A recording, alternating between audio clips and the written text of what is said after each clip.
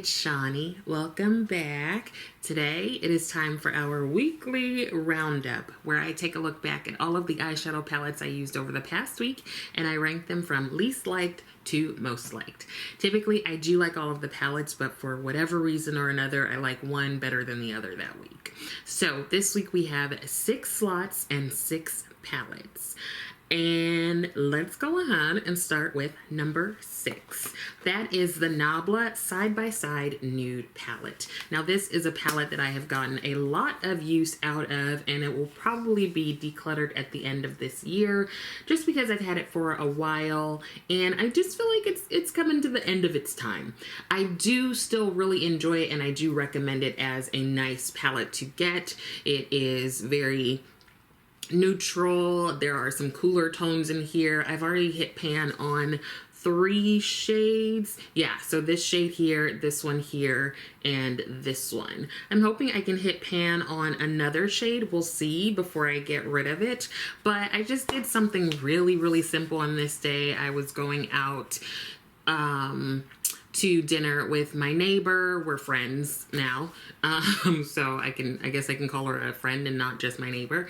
And I just wasn't feeling my best self and I just wanted to put a little bit of something on my eyes, and I literally put a little bit of something on my eyes. So this wasn't anything intricate or detailed. It was just like 1 shade, maybe 2, and I kept it pushing.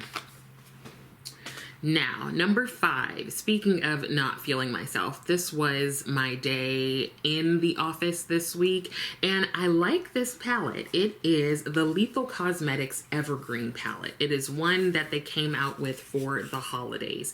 I love the punchiness of the colors, very bright, very bold.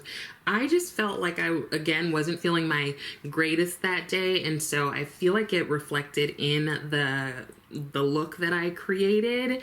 Maybe it didn't. I could be just judging myself super harshly. I really do like the shades and I like the color combinations, and it's definitely a palette that I look forward to using again when I'm like in a brighter mood to go with the brightness of the palette.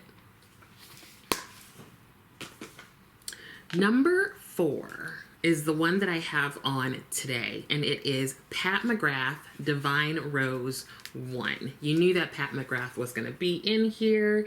I actually really enjoy this palette. Initially, I didn't buy it when it first launched. I ended up getting Divine Rose 2 first, then I got Divine Rose. Initially I was like, oh, that's super boring, it's not gonna do anything for me, but it has become a favorite, like, go-to palette for work. I just really like how soft and pretty and shifty everything is, and ironically I have more and more clients who want to talk with me about makeup. So some of our therapy sessions start with talking about makeup. And I have a client that began the session talking about trying Pat McGrath for the first time and loving the brand. And so I like literally stepped away from my computer. We were doing telehealth to go grab one of my motherships so that we could talk about the special shades. So I just find it hilarious that more and more of my clients are like engaging with me around beauty content. It's just so interesting. But that is number 4. Number 3 is the other brand that's like always in here. I'll give you a second to figure out who it is. Who else besides Pat McGrath do I like always mention? I think there's like 3 brands I always mention. So guess which one is next at number 3? It is Natasha Denona, and it is her bronze palette. Now this one was just such a really pretty soft look. I felt like just pretty, and I only used, I think, this shade here along with this one right above it, and then this matte.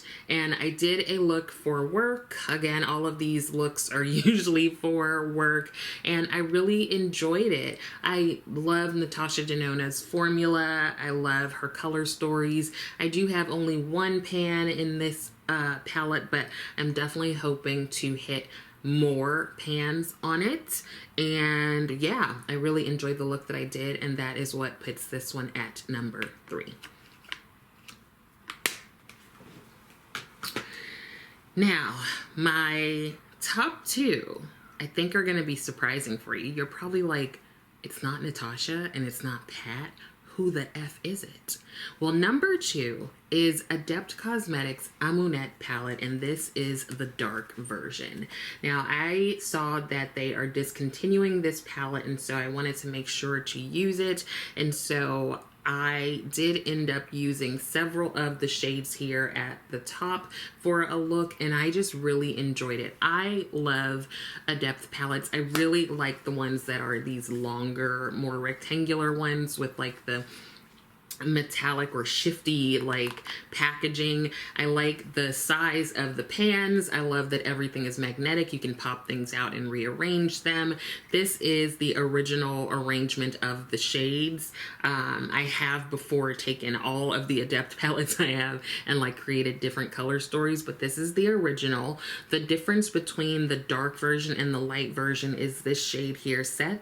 In the dark version, it's a blue, and I believe in the light version, it's like a tannish kind of color.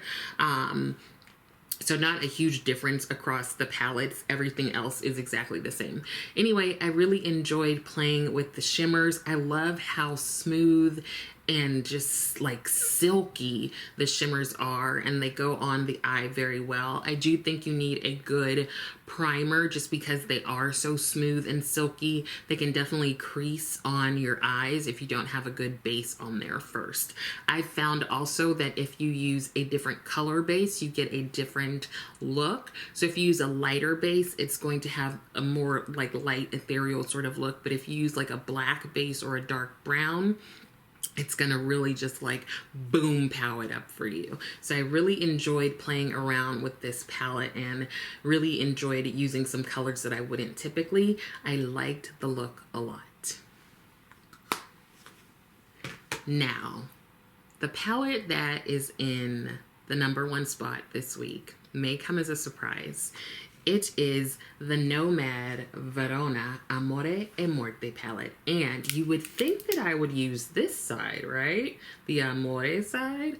But no, I surprised us all and I used the Morte side.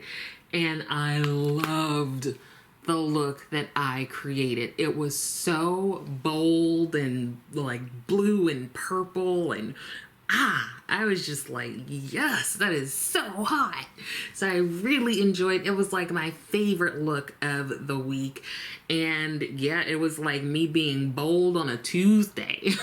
So I really enjoyed playing around with this palette. And also, I found myself liking the palette even more than I had when I previously used it. Initially, when I got the palette, I wasn't really liking the texture or formula of the shimmers. I felt like they were more like toppers, whereas the other two palettes that I have gotten from Nomad, one was purchased and one was given to me by Dion from Dion Loves Makeup. In those, I felt the shimmers had more of a base and more opacity to them. So I was a little like thrown off when I experienced these shimmers as being a little lighter in formula. But I put the shimmers on over some of these mattes, and when I tell you, I just like fell in love with myself over and over and over again all day. So that is #1. Now, let me know what palettes you enjoyed using this week. Maybe there are some that you use that I can use next week. I will try to get this video up as soon as I can. I know one of my friends commented asking why my weekly roundups are like posted on whatever day. Honestly, it's just that I'm a busy person that runs a business and has employees or contractors or whatever. And so sometimes I just film whenever I can and edit whenever I can, and then I get it up whenever I can. And you'll probably see fewer videos from me for right now, just because I'm tired, I'm stressed, and I just need a bit of a break from various things. So don't be surprised if you see like 1 or 2 fewer than usual. Hopefully that doesn't bother you too much, and hopefully we're still friends. Anyways, hopefully some of this was helpful, and I also hope that you are still taking care of yourself. Lots of hope happening right now. Make sure to like the video, and also please subscribe to the channel. Thank you so much for watching, and I will see you next time.